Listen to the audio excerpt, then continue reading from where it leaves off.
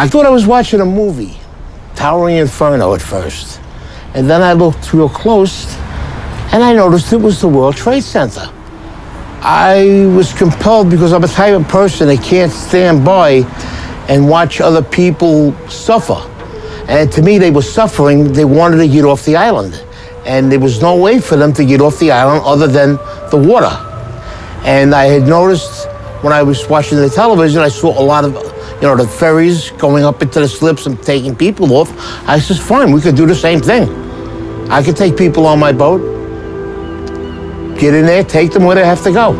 And that's what we did.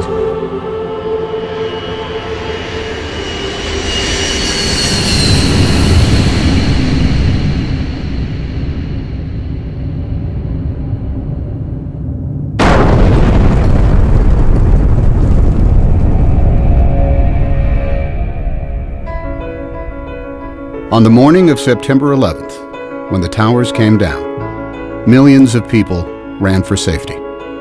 Hundreds of thousands of them ran south to the water's edge.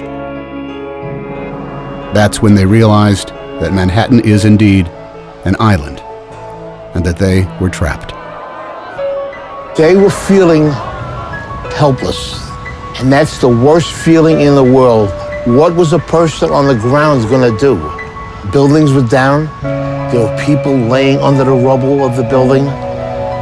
Firemen, civilians.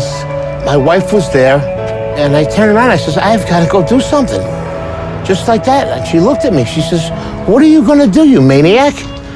I says, I'm going to take the amberjack up into the city and help. She says, but what if they're attacked again?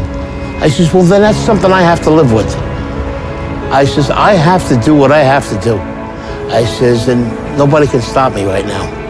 Even if I save one person or I rescue one person, that's one person less that will suffer and die.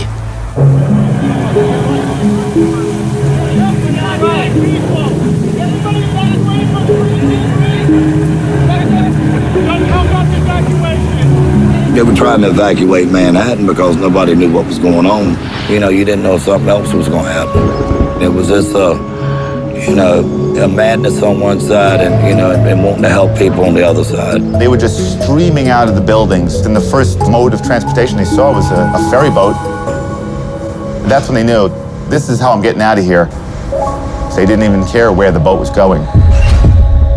There wasn't panic in New York.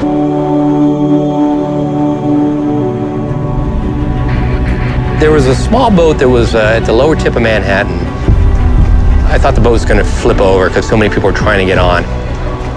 And as I looked behind, they were just 10 deep. And that's kind of what gave us the idea. We decided that this has to get better organized and we better do it, and that's what we did. So we decided to make the call on the radio. All available boats. This is the United States Coast Guard aboard the pilot boat in New York. Anyone want to help with the evacuation of Lower Manhattan? Report to Governor's Island. When that call came on the radio, they were coming. I was uncertain of who was going to respond. About 15, 20 minutes later, there are just boats all across the horizon. Literally 100 targets converging on the lower part of Manhattan. When we came out of that dust cloud, tugboats, I've never seen so many tugboats all at once. There was just like a fleet of tugboats headed to Manhattan.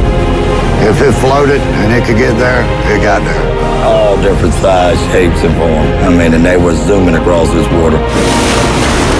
Ferries, private boats, party boats. I worked on the water for 28 years. I've never seen that many boats come together at one time that fast. One radio call and it just came together just that fast.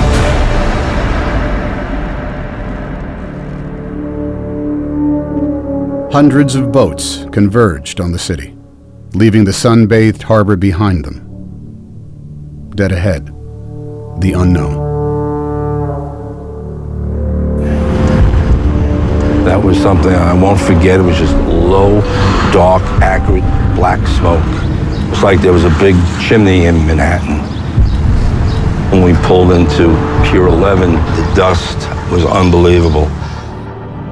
And then out of nowhere, You just kept on seeing people coming. They looked like zombies coming through the fog, and you knew that those were human beings. Don't leave us. Please don't leave us here. Take us.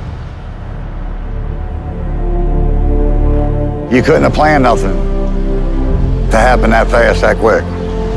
No training.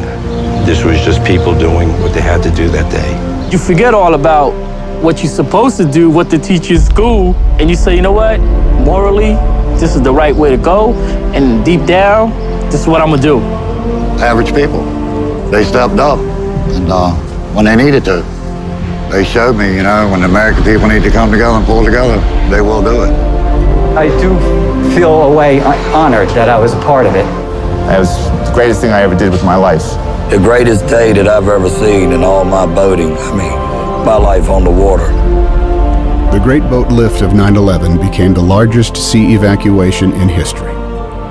Larger than the evacuation of Dunkirk in World War II, where 339,000 British and French soldiers were rescued over the course of 9 days.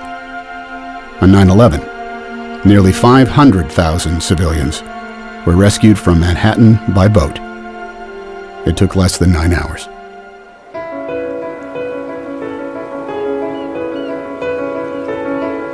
I believe somebody has a little hero in them. You gotta look in, and it's in there. It'll come out, if need to be. I have one theory in life. I never want to say the word I should have. If I do it and I fail, well, I tried. If I do it and I succeed, better for me. And I tell my children the same thing.